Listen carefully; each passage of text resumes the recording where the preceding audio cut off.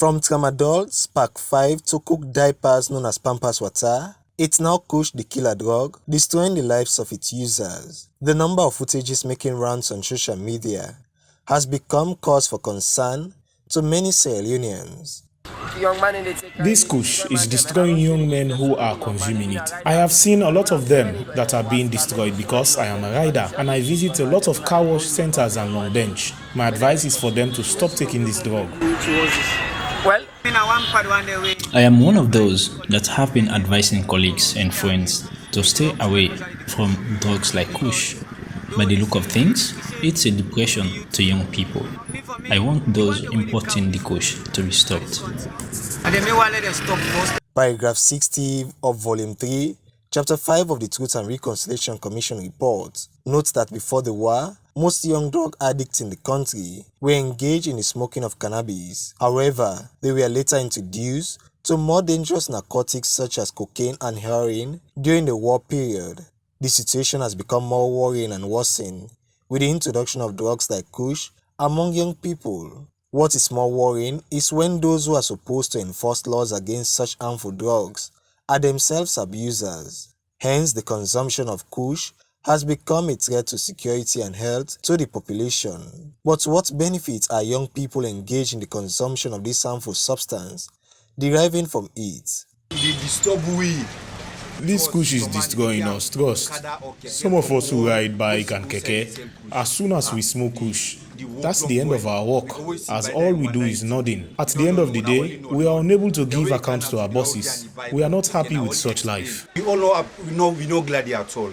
The small one are 5,000. The smallest size is 5,000, and when you have money, you will end up smoking everything, because the more you smoke, the more you want. For me, I smoke 30 to 35,000 a day. When you check that for the month, it's a lot of money. It's not good, considering the hardship. I smoke it, but it is not good for me. All they take them over, at least it's not nice for youth man at all in this country. I smoke 50,000 for day, one good day. With the robotic movement of its victims, what more is there of kush to the well-being of its users? Dr. Sidiki Mansari, Public Relations Officer of Junior Doctors Association in Sierra Leone, explains. Kush is known to produce what we call a reduced psychomotor activity. That will say the functions of the brain on the muscles. They are being reduced. It's also known to cause symptoms like depression, drowsiness, sleeping. That's what we see on the phone, we see on videos, on phones and all. So once kush is taken, these effects are bound to occur. Like I said earlier, how it affects the brain is not yet clearly known. Stressing on how serious is drug abuse among young people, Minister of Youth Affairs noted, it's among the challenges of young people which needs societal collaboration to be addressed. And we've made tremendous efforts, like you rightly said, to see how society could accept this and how we should deal with it, and not to look at it from a government perspective. Right. That is to say, we as a nation, as a country, we have roles, we have responsibility from different facets. Our parents, our teachers, our media houses. Right. Look at this issue, let's treat it as a societal issue rather than just a youth issue. If we limit it to a youth issue, then we're trivializing it.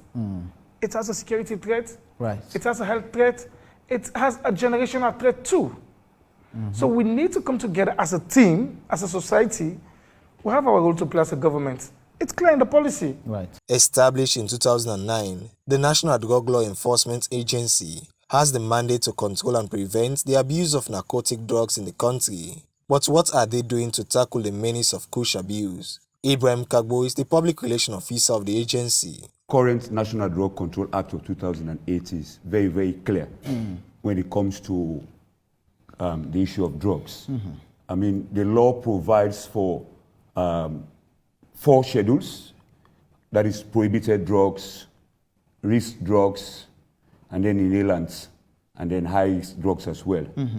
For those prohibited drugs, for which kush falls into one, like Doc has already mentioned, I mean, if it goes through any laboratory test and it is proven that yes, indeed it has THC, if it goes to court and that individual is found to be a trafficker, it is very, very clear. Section 7 of the National Drug Control Act calls for life imprisonment.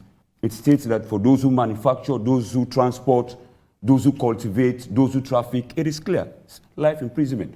But again, it is left to the courts to determine who goes for life, who does not go. It's not with us, the law enforcement. With elections around the corner, unemployment among young people still a challenge, the issue of drug abuse puts young people in a more vulnerable position of misuse, which is against the Truth and Reconciliation Commission recommendation of a productive youth towards building a better nation. With support from the Media Reform Coordinating Group to the African Transitional Justice Legacy Fund.